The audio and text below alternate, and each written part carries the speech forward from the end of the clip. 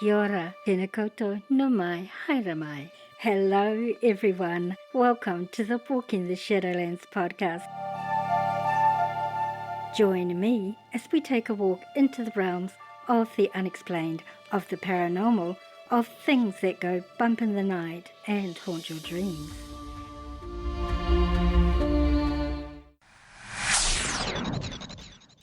Your hosts, I'm Marianne. Thanks so much for joining me today, tonight, whatever time it is, wherever you live in this beautiful world of ours. Sit back and relax. Let me be your guide as we walk into the Shadowlands together and see what awaits us there.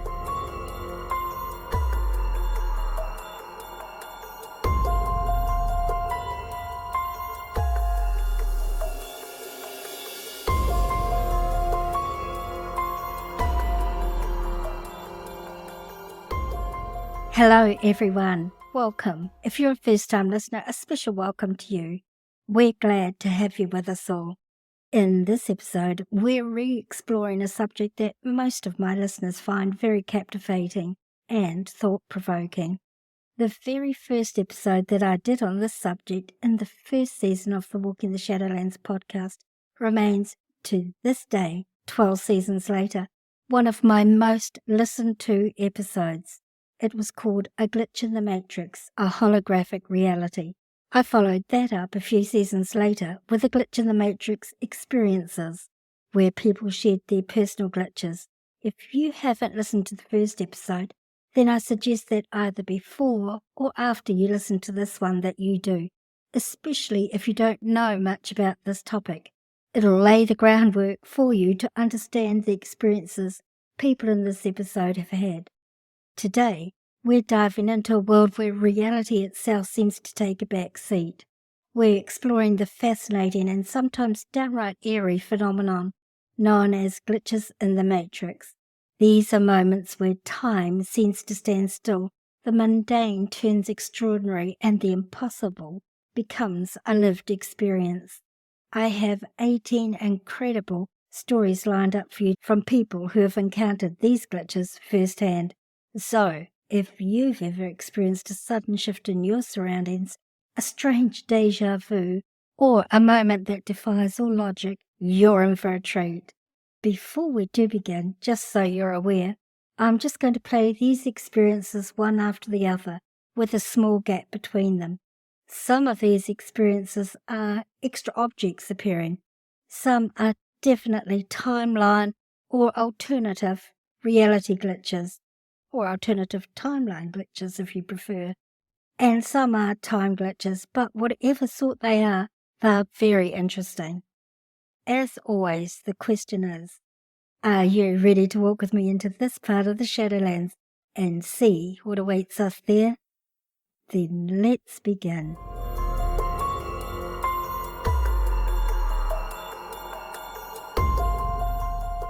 I just had my first glitch in the matrix experience, question mark. You know, all those stories where people are like looking at my Invisalign or something, and it hurt when my head was against the chair. So I took the clip out and I put it in my pocket. So then I'm out of the orthodontist and I'm walking my car and I pull my keys out of my pocket, but something crashes to the ground at the same time. And so I look down and it's the clip. The clip fell out of my pocket as I pulled my keys out and landed on the ground in front of me. So I picked the clip up and I'm like, okay, whatever. And I put my hair back up really, really quick. And I get in my car and I drive off to wherever, my work. So now I'm parked outside my work. My hair is up. I turn my car off and I put my keys in my pocket. But I feel something else in my pocket. Clip was in my pocket, but it was in my hair at the same time. And I only have one of them. I'm sure someone that works at Dollar Tree is going to tell me they like came in a 2-pack or something. But then why did it fall out of my pocket? How did I put it in my hair? And then how did another one end up in my pocket is the question. If you've never experienced a glitch in the matrix, this is probably not for you because you're going to think that I'm crazy. So I've had multiple glitches throughout my life, especially now that I've gotten older, I can understand what's happening. But the very first one that I can remember that I was like, am I crazy or are all of you crazy? So this is around 4th or 5th grade elementary school. My grandma would pick me up from school 2 to 3 times a week. We were very close. My grandma lived like rock throwing distance from my house. So I would literally travel up the creek through the woods to my grandmother's house that I would go. I would spend all my time with my grandma. So after school, she would pick me up and we would go to Wendy's. That was our thing. We loved Wendy's. My grandma has very prominent blue eyes, like crystal clear. It's a very prominent feature about my grandma that she has very blue, piercing crystal blue eyes. So this one day, she picks me up. We go to Wendy's. We're sitting in the glass area. If you know Wendy's back then, then you know what I'm talking about. We're sitting there eating our fries, and I look up at my grandma, and my grandma has brown eyes. They're brown. And so naturally, I was like, Grandma, your eyes are brown. And she was like, Yeah, Lauren, I have brown eyes. I was like, Grandma, no, you don't. You have very blue eyes. What do you mean you have blue eyes? And she was like, No, Lauren, I have brown eyes. So whatever, we eat. She takes me home, and this is a whole thing. I talked to my mom too. And I'm like, Mom, Grandma has brown eyes. And my mom was like, Yeah, Grandma has brown eyes. No, she doesn't. She has blue eyes. What do you mean she has brown eyes? Like everyone knows that grandma has blue eyes, and everybody was making me believe that I was crazy. The next time that I see my grandma, 3 days later, my grandma has blue eyes again. So of course I'm like, Grandma, your eyes are blue. Why are your eyes blue? And she's like, Yeah, Lauren, I have blue eyes. What do you mean? What do you mean? What do I mean? We just had this conversation 3 days ago when you had brown eyes, and I told you that you have blue eyes, and you're telling me that you have brown eyes, but I know that you have blue eyes. And now that you have blue eyes again, you're telling me that you know you have blue eyes? I'm not crazy. This was not a dream. I did not dream this. This happened. This was reality. I mean, it was like Monday on Thursday. Now you have blue eyes. Like, I did not make this up. This is still with me to this day. I think about this to this day. My grandma had brown eyes that day that I went to Wendy's with her after school. I didn't make that shit up. Like, that was reality. I didn't miss a day. Like, this happened. I'll never forget that. I remember this girl from my high school passing away in a car accident. She had driven into oncoming traffic because she was texting. I remember very vividly as my sister, myself, and a bunch of our friends went to her funeral. We lived in a very small town, so this was talked about for weeks. Now, fast forward 10 years later, and I have told my now fiance the story so many times that she remembers the girl by name, mainly to warn her against texting and driving. One day, my fiance happens to be scrolling on my sister's Facebook and goes, Isn't that the girl that passed away? When I went to check it out, it was in fact the same girl who had died 10 years earlier. Now living in my same old town, married to an old friend of mine, they even had a kid together. And no one remembers the car accident. So, like in 2017, I was driving to downtown Dallas. I live in Dallas, Texas. So, I was driving to downtown Dallas and I was on I-35. At the time, I had a friend in my passenger seat, and we were just talking, listening to music, yada yada yada, whatever, right? So I'm driving down I-35 and I'm behind a silver Toyota 4Runner, and this car had to be like maybe 2 car lengths, maybe 3 car lengths in front of me. It was enough space that somebody, like, I leave space in front for people to get in front. So there's enough space, like a car length between us type shit. Anyways, as we're looking at the bumper, it literally like dereses. I want to just explain it the best I can. Basically, just the bumper part of this car. Keep this in mind. I'm driving behind this 4Runner, right? This bumper, this whole thing, just the bottom half of the car, literally derez. The whole bumper just goes, it like pixelates out. There was black behind this, and then it like repixelated back up. My passenger, and I'm like, did you just, and she's like, the bumper on that truck. And that's all we said was, that's all she was, the bumper on that truck. And I was like, yes. Bruh, that's the only time I've ever seen the Matrix like break in front of me. I don't fucking know. It was the craziest thing. Also, I people watch real bad. And I had an experience where I watched a lady come out of the gas station twice and she had only went in once. So at this story, I'm at a gas station. I'm at a Love's in Midlothian. And my homegirl went inside to the gas station to go pay for like gas or something or get cash or something, right? So I'm sitting in the car and I'm looking over at the lady next like this, right? I'm watching her pump her gas. Well, she like walks into the store and then she comes back and pumps her gas. And I remember watching her because I was like, wow, she reminds me of an older version of one of my friends. I'm watching the front of the store again. Same woman walks right back out and does the exact same, like starts pumping gas. I was like, yo, whoa, I'm not tripping. I literally remember perking up and going like, yo, I just watched her. What the fuck?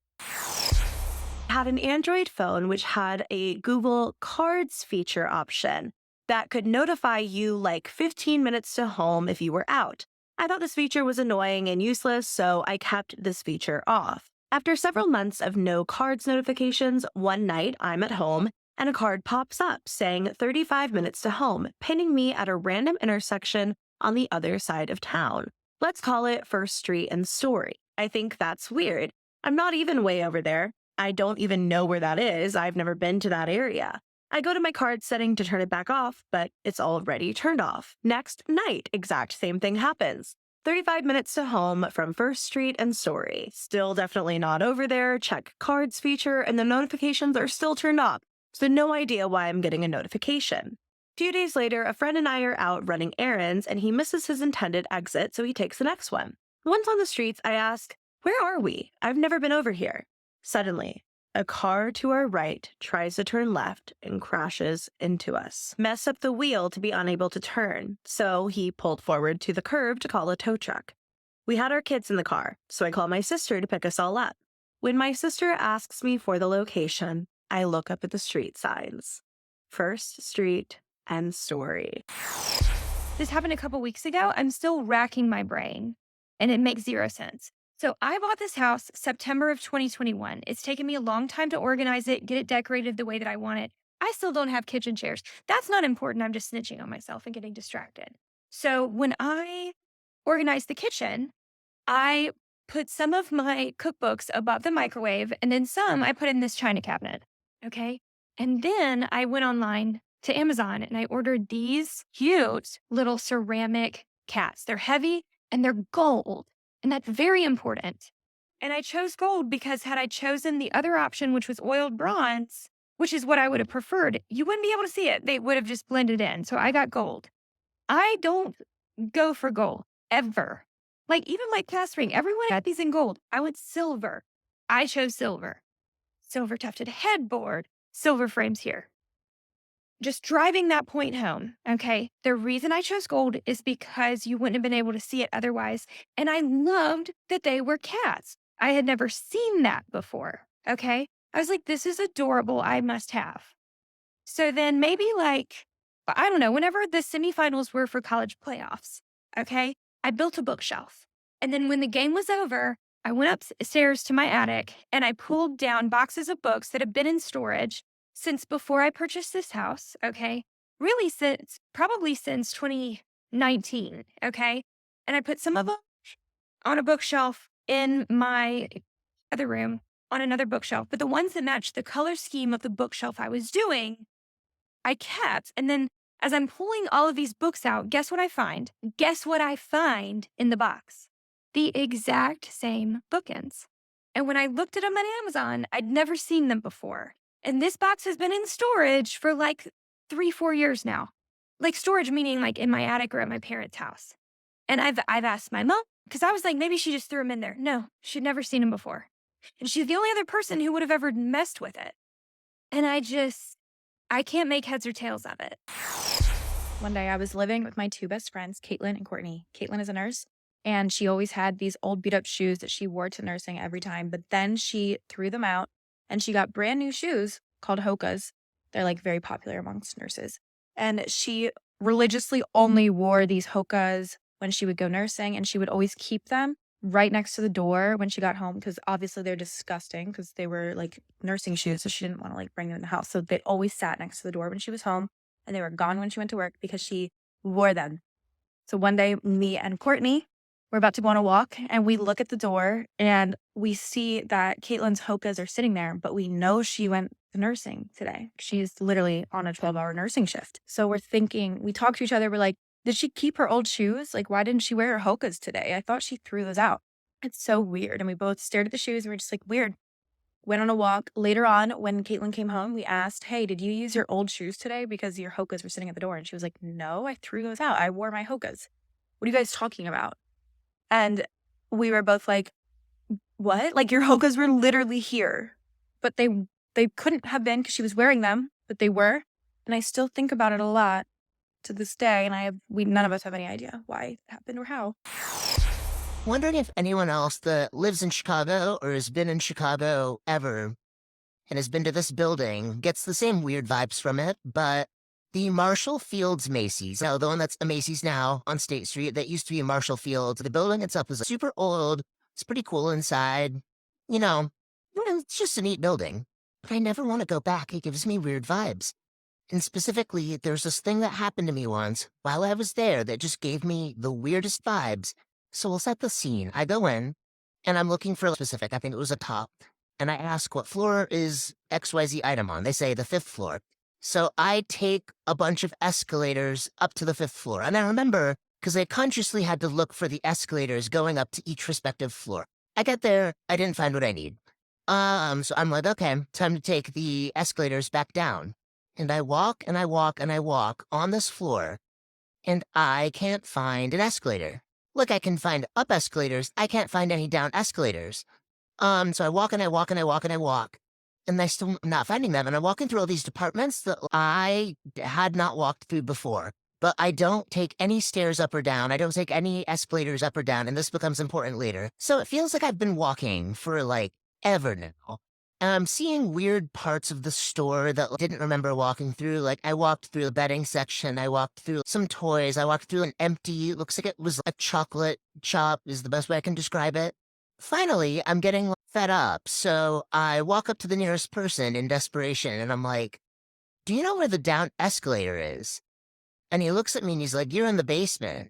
And he starts laughing. So I kind of thought, okay, this guy's messing with me or something. Because he was with one of his guy friends. So I walked over to a person, clearly staff. I think they were janitorial staff. And they're about to step into an elevator. And I'm like, what floor are we on? And they're like, we're in the basement. So somehow I come into the Marshall Fields Macy's. I consciously remember searching for and taking a bunch of escalators to the 5th floor. And then with no memory of going down through stairs, escalator, elevator, anything, I end up in the basement. So 1st floor, 5th floor, basement. And it freaks me out so bad, I've never wanted to go back since. When I was 7 or 8 years old, I remember the details of this very clearly. A friend of mine who lived a couple of streets over, we went to Target one day. Her mom took us to Target. We're shopping around. She picks out this book.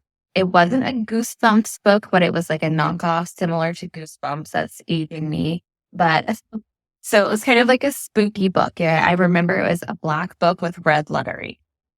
We get home from Target and we decide that we are going to spend the night at my house now. So we pack up her stuff. She packs that book that we bought, bring it over to my house. We get to my house. We eat dinner, hang out, watch TV. We go to the bathroom to start unpacking her bag. I pull the book out of her bag. And I say, let's remember to read this tonight before we go to bed. It'll be fun. We'll read it, blah, blah, blah, whatever. We put the book back in her bag and we go back to play, whatever. Okay, so bedtime rolls around. We go looking for the book in her bag. And so we're like, what the heck happened to the book? And we're both like, okay, well, we knew that I pulled the book out in the bathroom because we discussed it. We're going to read it around bedtime. So we go look in the bathroom, can't find it. Rip her bag apart, can't find it. Start looking all over the house, cannot find the book. Like, what the hell? So we're like, eventually we stopped looking for it. And I was just like, okay, it'll turn up. I'll give it back to you when I find it. Whatever. So we just kind of forget about the book. Next day, we're bringing my friend home to her house. We're walking her in her front door. What the F is sitting on her kitchen counter? The book. The book. There was not 2 books.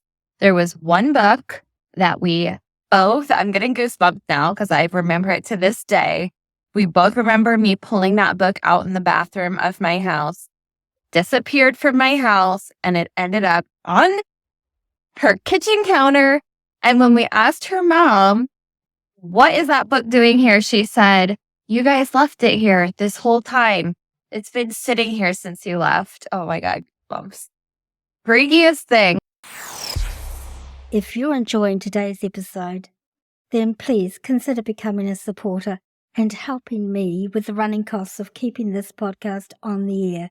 You could buy me a coffee at www.buymeacoffee.com/Walking the Shadowlands, or become a monthly supporter. Any help, big or small, to keep our podcast up and running is appreciated. Meantime, back to the experiences. So I had a literal We're in the Matrix dream about 2 months ago. I'm a lucid dreamer. I literally always wake up in my dreams. I have been lucid dreaming since I was a kid. And after having this dream, I have not had a lucid dream in almost 2 months. So I've just decided that I'm going to talk about it because I have no idea what to make of it.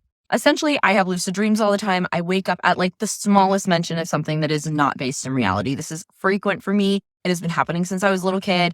It leads to some very cool dreams, some very interesting stuff, but this one was actually scary. So essentially, I had a dream. It was just like all the other dreams. Like I was in my bedroom. I'm playing the piano. I think I'm 17. I'm at my parents' house. It starts out, I'm doing something mundane and usual. And then I have this strong feeling like if I look out of my bedroom window, it's not going to be the view of the forest that was my parents' backyard. So I look out the window. Sure enough, there's dream characters everywhere. There's streets. It's like a whole circus outside. And I'm like, oh, okay, I'm dreaming. But I didn't want to say that out loud. And I was alone in my bedroom. So I was like, okay, so there's no dream characters here to kind of like take me away. No dream police. So I sit down and I'm just going to play the piano. I'm just going to sing. I'm just going to try to be creative in this space. Hopefully I don't wake up and that'll be fine. I'll just be lucid here. So I'm playing the piano and my fingers start doing that dream thing where you're kind of getting sucked into stuff. I'm like, the piano's being weird. And so I get a little bit freaked out and I go, I'm dreaming, stop, like whatever. So immediately when I'm like, I'm dreaming, cut. I mean, immediately the piano stops being weird. The room stops being weird. I look over to the door. There's a woman standing there with a clipboard. So then I'm in this room. This girl's there. She's got like a little pixie cut. She's like, oh, you gotta go. She's got the clipboard. I'm like, okay, I know I gotta go, but can you just like, answer some questions for me? So she comes over. I'm sitting on my bed.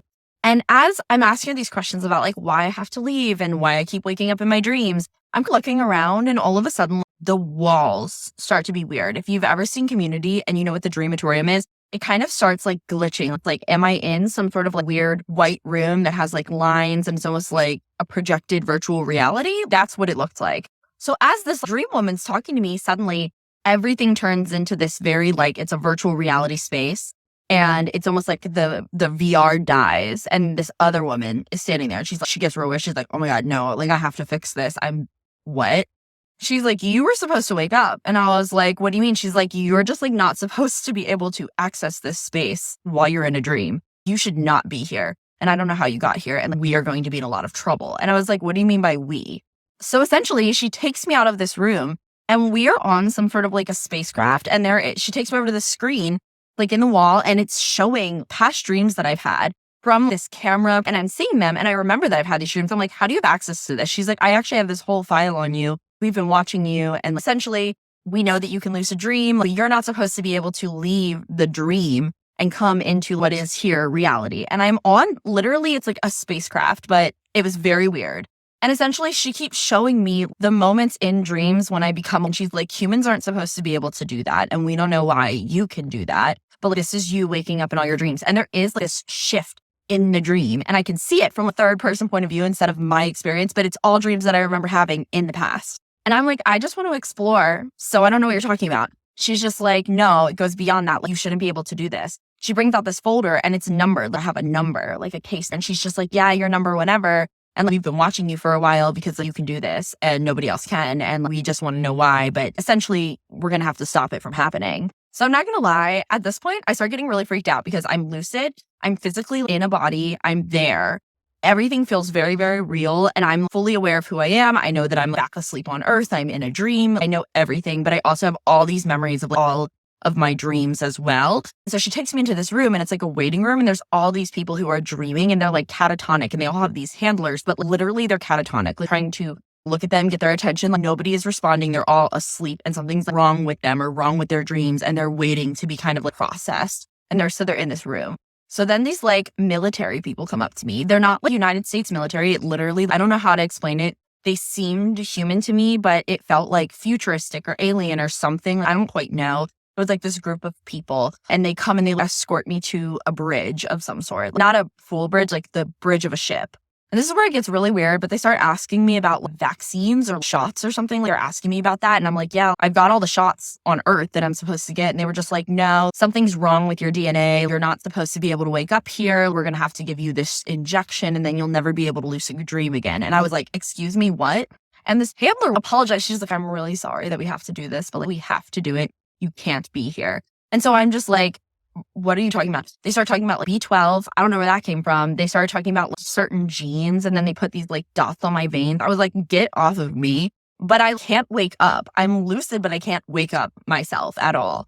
So essentially I have this conversation with these higher ups, like whoever are the captain or whatever. And they're telling me that they're asking me questions. They're asking me about my experience. I'm asking them about like, why I can't be there. They're being like, well, that's classified. Okay, you're going to have to take her back to the room, give her this injection, and she's never going to be able to lucid dream again. And I'm like, what? So I get taken back to the room, right, with this woman. And I'm like, please don't do this. I love lucid dreaming. I don't want to not be able to lucid dream. And I asked her, I was like, what is the problem? She said something about like, I'm able to see beyond. And it's dangerous. So I was like, please don't do this. So then she goes and she leans in and she like doesn't give me the shot. She squirts it out. She's just like, I'm actually a huge fan. I've watched your videos. I've been following you and I've asked to be assigned to this case because I have been watching you essentially like your whole life. And I think this is like really amazing that you can do this. I'm going to help you out. And so essentially she told me to just try to hold my consciousness back, try to be as unconscious catatonic as I can be. I started crying and she's like, that's fine, but you have to just like wake yourself up. So I just like pulled my consciousness back and I was sobbing and I woke myself up. And then it was crazy because essentially she was telling me like, if they find out I didn't give you the shot, they're going to come looking for you. They don't want you to be able to dream like this again.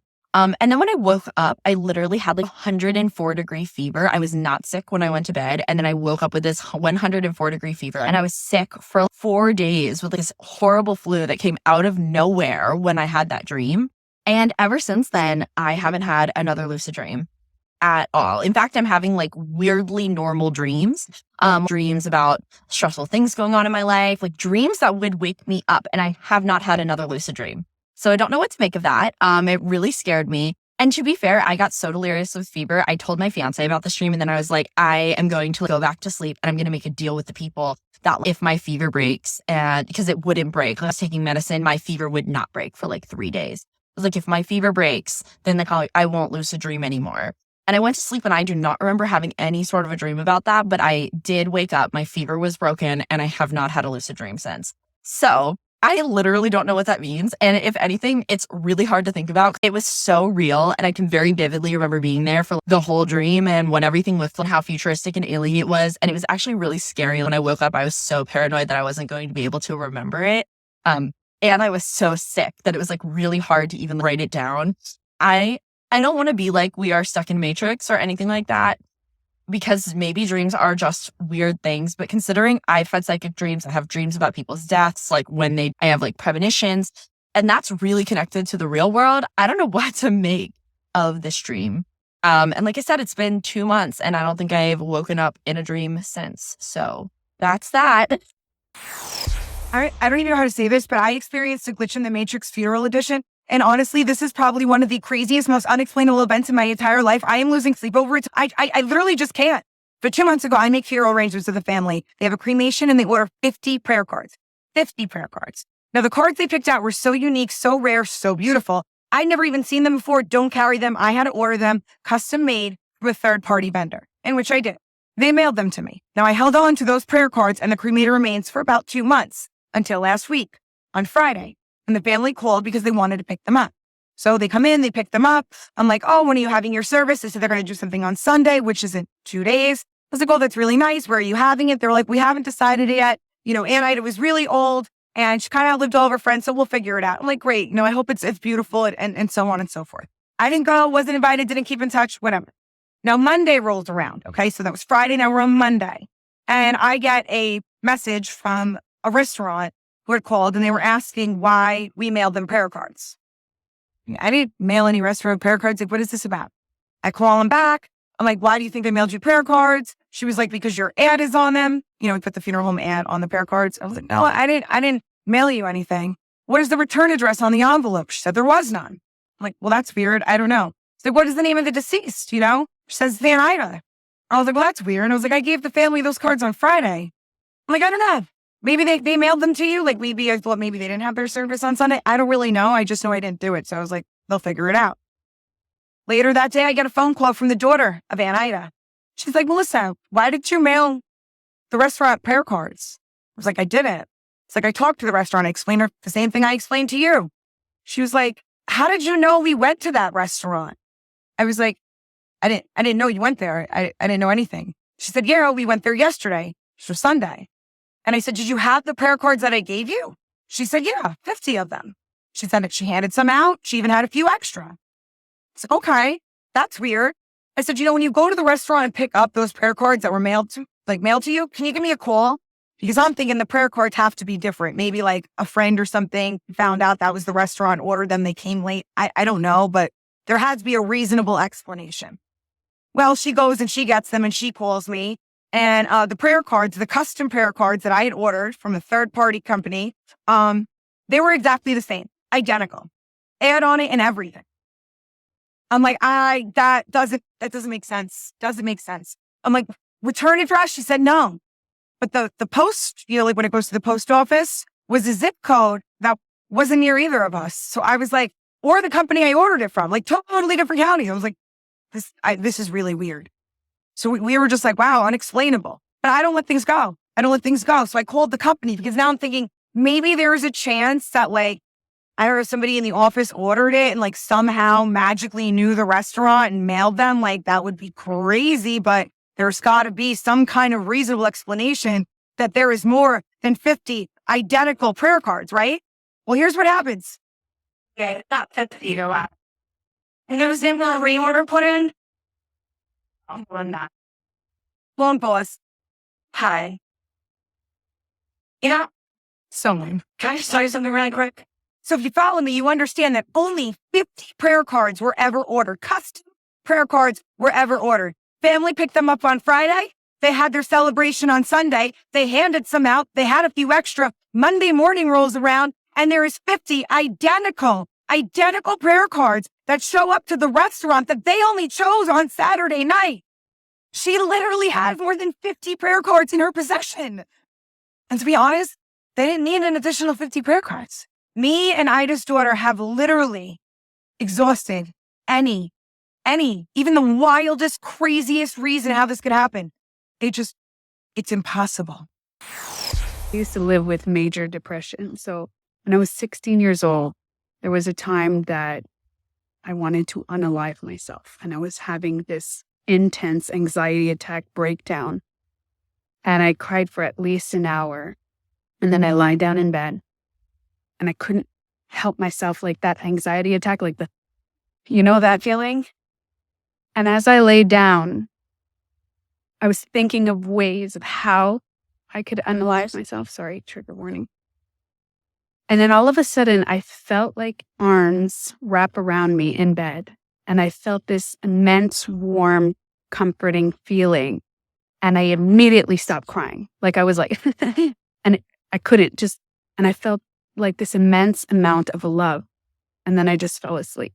Fast forward to the future. I'm about 27, 28 years old. And I was doing a self-hypnotherapy. And I decided that I wanted to do something called reparenting, where you go back in time and find points in your life where you need to become the parent that you wish you had. And I said, I'm gonna go into a moment where I needed me. And as I closed my eyes, I went into a meditation, and about 20 minutes in, a vision came to me of me crying on the bed when I was 16. And I started crying when I was like 27, 28 in my meditation. And I looked at myself and I went to hug myself. And I said, you're going to be okay. Your life is great. You're going to have a kid. Don't do anything crazy. You don't have to. It's not your time. You're going to be okay. And I was hugging and I'm crying and crying in my meditation. And then when I came out of my meditation, I was like, I used to think that was an angel that like came and comforted me. And then when I was about 27, 28, I was like, wait a minute. What if it's me that went back in time to hug me? Still don't know. But glitch in the system, glitch in the matrix. I have a question for those parallel universe people. I twice in the last 2 years, last year in June, I had a situation where I was driving and there was a car that was coming head on towards me. And I just stopped and took in a deep breath and just prepared for impact because there was nowhere for that car to go and nowhere for me to go. So I literally thought that we were just going to hit head on. And nothing happened. So I have a dash cam and I was like, oh my gosh, I can't wait to get home and see where the hell this car went because it just felt like an inevitable head-on collision. So when I got home, I told my daughter, this just happened. Like, I almost just died. And I went to look at my dash cam video and it showed the car coming head on towards me and then it blacked out. I get videos from my drives all the time. I live in California.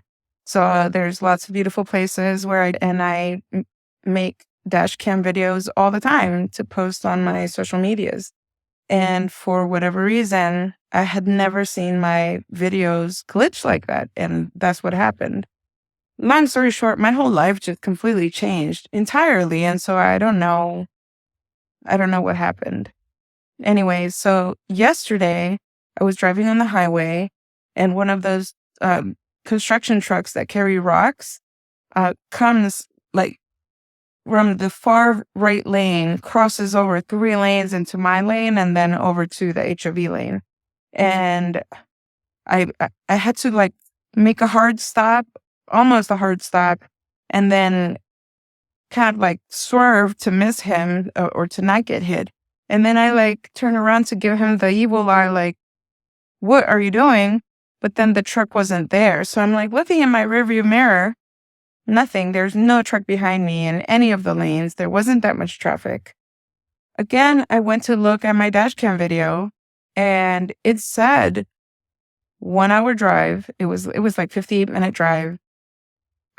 It showed the time I left my house and the time that I arrived at my destination. And then when I press play, it shows me already in Hollywood. Like it has no recording of me leaving the house or being on the highway at all. So I don't know. What do you think? You guys, something really weird just happened to me and I'm kind of freaked out. So I was off work today at 2 p.m. By the way, I work at Barnes & Noble. Just for, reference sake, everybody knows Barnes & Nobles are not small. They're big. They're big bookstores. So I was shelving a book and then a coworker walked past me and said, bye. And I was like, oh, you're leaving? And she was like, yeah. So I looked at my clock and I was like, oh, I'm leaving in, like 2 minutes because it was 1:58. And she was like, don't you love when you like look down into your watch and you like see that you're about to get off work? And I'm like, oh, I totally love that. And then I said, are you okay? And she was like, yeah. So I gave her a hug and then she left. So then I went to go clock out, but a customer stopped me and they were like, can you help me? So I was like, yeah, blah, blah, blah. What are you looking for? So then I walked all the way to the back to the kids section from the front of the store to the back after talking to a customer, after talking to my coworker and giving her a hug. So I go to like type in what the customer is looking for. Sorry, you guys, I'm like really freaked out. I went to type in what the customer was looking for and I looked at my clock because I was like, oh, I'm supposed to be off. It was still 1:58. It was still 1:58. And I remember thinking to myself, I said, self, that can't be right. That can't be right because as long as it took you to say whatever it was to your coworker, give her a hug, have some small chatter, walk all the way like to the back, get stopped by a customer, walk all the way to the kids department, go on the computer, and it's still 158. So I was so deeply unsettled. I was like, no. And I was like, did my watch stop? Did my watch stop? So then I looked on the computer terminal and it said 158 too. So I remember saying out loud, I was like, this is weird. This is really weird. So then I kept staring at my watch. And then a lady came over to me. She talked to me and I typed something else in. And then I looked at my watch again and it finally said 159. You guys, my internal clock is pretty good. I know more than 1 minute passed for me to do all of that. There's no way that it remained 158 to 158. And then I sat there looking at my clock and it was still 158. I don't know what this means. I don't know. I am deeply unsettled. There's no way. Y'all, there's no way. Like, did time stop? It takes me about a minute to walk from the front to the back in a meandering style, let alone talk to a customer, talk to a coworker, and look something up and walk. It was 158 for like 2 to 3 minutes.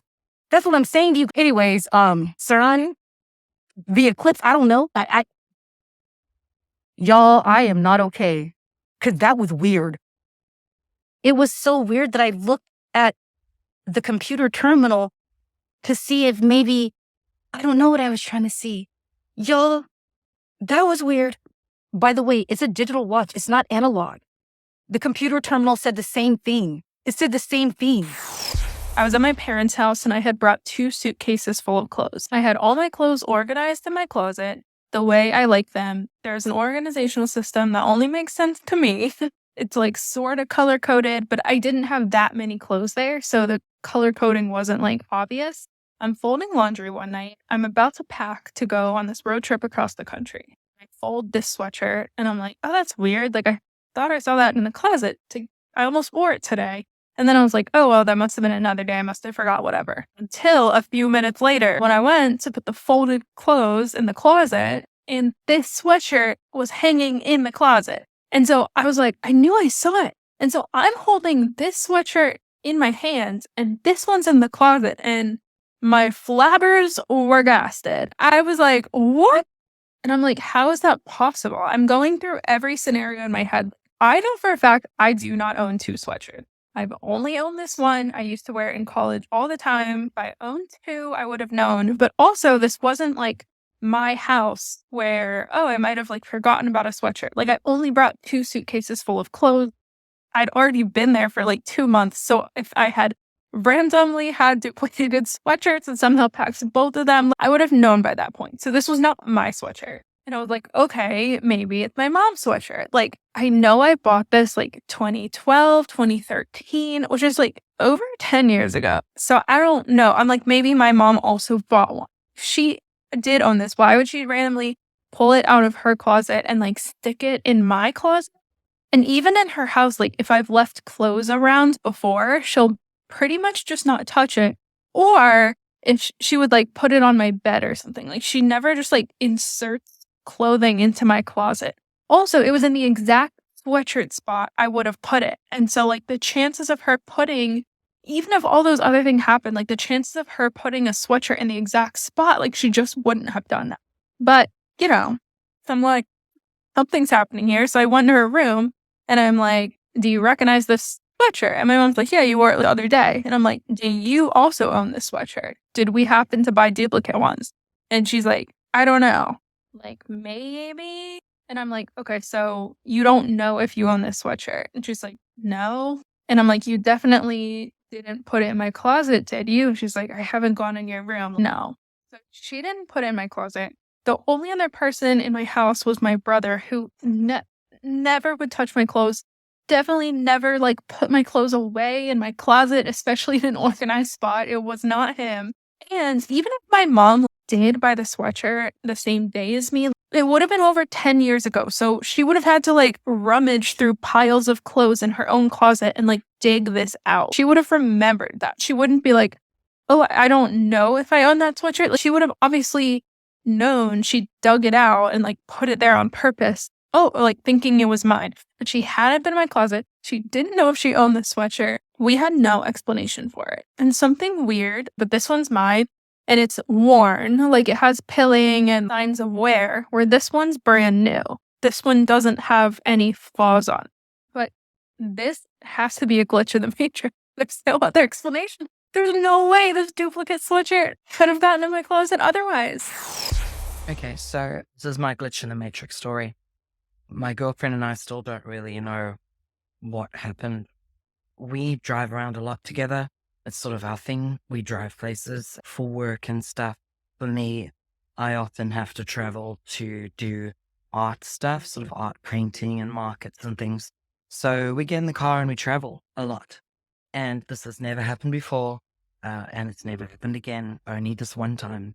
So we were in a place called West Gosford. Now, West Gosford is an experience, and it's sort of a very flat area at sea level. And then there's a set of robots at this intersection, and then a very, very steep winding road up this quite steep mountainside to get up to the top of Mount Carrion. And it's quite a sacred space. There's a lot of history there, a lot of weird stuff happens around there energetically. So we were waiting at the traffic light. I was sitting in the passenger seat, just chilling, being annoying. And she was trying her best to drive, and I was just being a pest. Anyway, we pull off from these traffic lights and we're busy talking. And then suddenly we were at the traffic lights at the top of the mountain. Now, it's not an easy strip of road. It's really winding. You have to go quite fast. It's 2 lanes. It's very wide. People just gun it up that hill. So it's not really safe. You pass a waterfall. There's a view of Gosford. So it's quite a nice drive, but also quite a stressful drive.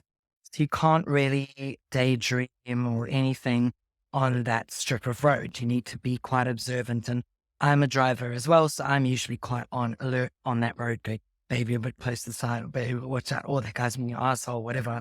But we both collectively have no recollection of anything from those traffic lights at the bottom, accelerating and then arriving at the robots, slash the traffic lights at the top of the mountain. So there's about 5 minutes of lost time. In the video, we had a recording of it on the car dash cam, but weren't recording sound. And the entire trip is there. She drove the whole trip, but we have absolutely no recollection of it. And both of us went, what the fuck? How did we end up here? Like, how did we end up at the top? What happened? And felt weird for the rest of the day. So, yeah. I cannot make sense. Still, what happened this morning? With that said, I've never had anything happen to me that would be considered like a glitch in the matrix. But this morning, okay, so I'm out of town, staying at a hotel because I'm here for a work function. But our meetings start at 10 a.m. It's 7:10 this morning. My alarm goes off. I'm like, I need a couple more minutes. I put my phone down. I roll back over.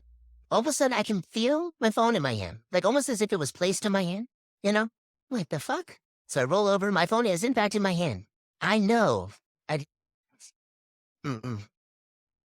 I click the side of my phone. It says 11:30. Bitch, I jump out of bed so fast. So fast. And I look like one of those cartoon characters that are like getting pinged, like, ding, ding, because I have no idea what to do with myself. Immediately give the manager a call, and he's like, hi, Woody, good morning. And I'm like, good morning. I don't know. Why the tone? I don't know. Purely in panic, clearly. He goes, hey, you good? And I was like, well, it's 11:30, and I'm not there. He goes, Winnie, you're early as usual. Because I always arrive early. This is 7:30 in the morning. I thought this man hasn't even left his house. He's having breakfast with his family. And then he proceeds to tell me like the time, the day of the week. And I'm like, like I'm looking at my phone, my guy. It says 11:30. What? There's another person here for the same function. So I run to the window and I look and I see their car. And I'm like, well, there's no way they're late too. Anyway, I hang up, I sit down, and I'm like trying to collect my thoughts. Like, what? Mind you, while we're on the phone, I take a screenshot. Because I'm like, I'm looking at 11:30. Take a screenshot. After I sit down, I can't log back into my phone. It will not let me. So I turn it off. When I go to squeeze my phone to turn it back on, it falls on the floor face down. I lean down to get my phone, pick it back up, and it's on. Like, not turning on, whatever. It's on. And it says 7:30. I log into my phone, immediately go to my pictures, no screenshot. Like, is this a traumatic event? Absolutely not. Does it not make any fucking sense? Absolutely. And I don't accept this. What happened? Does it mean anything? I never told this story to anyone. First of all, people might say I'm crazy, and second of all, they might say that I made it up. Which, even if I wanted to, I couldn't make this up. So here it goes. When I was 7 years old, I remember my mum had to go to hospital for an operation. It had something to do with under her armpit and with her left breast. I'm not really sure what it was. She still has the scar to this day. And I remember I had to stay with my grandma from my mum's side for a couple of days, and then from my dad's side grandma for a couple of days. And whenever my dad would come and visit and bring me like change of clothes, I would beg him to come see mum, but he told me, it's not a place for kids. She's really sick now. So it was, I was really upset for like a week because I didn't see my mum and I was used to her. That time I was the only child. This was before my siblings were all born. And before my mum left the hospital, she always had a long, slim face. She had long black hair. And the main thing, which is important to the story, she was taller than my dad. And I know this for a fact because I remember my auntie used to make, funny comments about it. I remember when I was younger, I used to compare my size to my mum and dad. And my mum would say things like, well, I'm taller than both of you. So I know for a fact that she was taller than my dad. I think week after she came back from hospital, I was at my grandma's place. I remember it like it was yesterday. She came back and she brought me this chocolate phone. It was like a phone, but a chocolate phone. And when she came up to me, I looked at her and I was in shock. And I didn't know what to say or who to say it to or if I'm crazy. But she did not look like mum. She had a round face. She had short black hair. And she was actually smaller than my dad. And I was in, even now when I think about it, I'm in shock, to be honest. And yeah, I was like really shy of her or like scared of her. Like when a child meets someone for the first time. That was literally how I was acting towards my mum at 7 years old after only not seeing her for a week. And my dad and my grandma was like, come on, go to your mom, you haven't seen her in a long time, what's wrong with you? And yeah, I didn't want to go to her. And after a few days after, I asked my mom, how come you are not taller anymore than that? And she looked at me and she laughed. She said, what? I was never taller than your dad. And they started making fun of me. And they started saying like things, oh, imagine if she would actually be taller than him. And this made me really angry because I didn't know what was going on. And there was also little changes in, it wasn't just visual, it was her personality as well. Because before she went to the hospital, I remember my mom being really, really loving, especially because I was the only child. So I was like their baby. And after she came back, she was really cold towards me. She wasn't the same. She didn't just hug me throughout the day or kiss me. She would be really cold.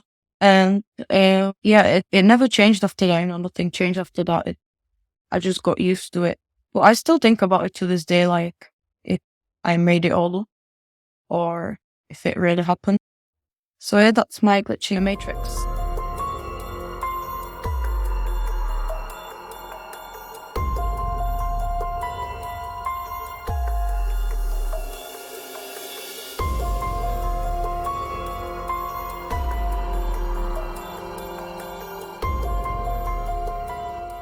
What a journey we've been on today.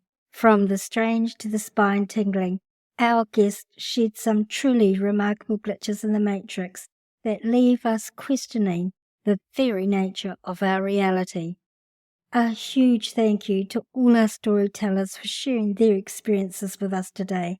And thank you, my amazing listeners, for joining us in this part of the Shadowlands. and for your continued support. If you enjoyed this episode, please share it with others and leave us a review. Your feedback helps me bring more thought-provoking content to you. And for your continued support, if you enjoyed this episode, please share it with others and leave our podcast a review. Your feedback helps me to bring more thought-provoking content to you. As I mentioned earlier, please consider becoming a supporter and helping me with the running costs of keeping this podcast on the air. You can buy me a coffee at www.buymeacoffee.com/Walking the Shadowlands or become a monthly supporter. Any help, big or small, to keep our podcast up and running is appreciated. Don't forget to subscribe and share this episode with friends, and so you don't miss out on any episode, follow for teasers of our upcoming shows on any of these social media platforms: our Facebook page, WT Shadowlands, our Instagram feed, Walking the Shadowlands, TikTok under Walking_the_Shadowlands. Also, we have a YouTube channel under Walking the Shadowlands as well. This podcast is available on all free podcasting platforms. Also, if you have Alexa, just say, "Open Walking the Shadowlands," and Alexa will play our latest episode for you. If you don't have a smartphone, don't worry. You can still listen to the episodes from the podcast website, www.walkingtheshadowlands.com. For those hearing impaired, there's a full written transcript of each episode on the website, so you don't miss out either. Until our next episode, keep wondering, keep questioning, and keep looking for those glitches in the Matrix. This is Marianne bidding you farewell from the Shadowlands. Thanks for listening to this episode. Ka kite.